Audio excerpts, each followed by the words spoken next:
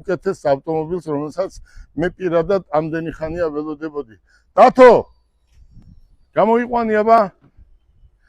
აი, ახლა მინდა გიჩვენოთ ავტომობილი, რომელმაც ყველა მოლოდინს გადააჭარბა. ქალი გინდა, კაცი გინდა, სტუდენტი გინდა, ახალგაზრდა გინდა, ფასი მისაწვდომი. შეხედეთ.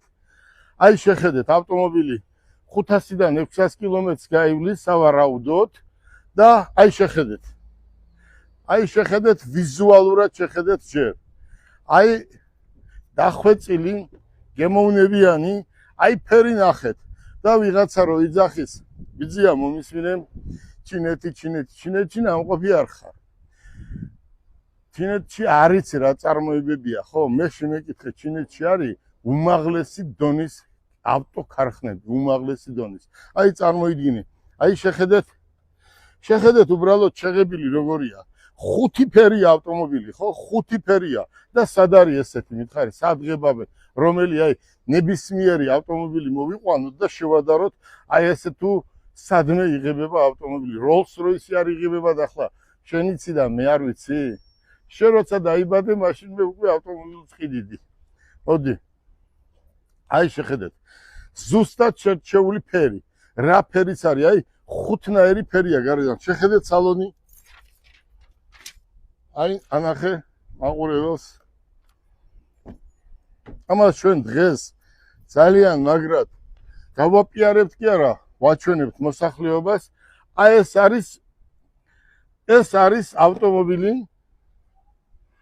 აი ხო ამბობდით რომ ავტომობილი 4-4-ზე. აი ეს ზუსტად არის 4-4-ზე ავტომობილი.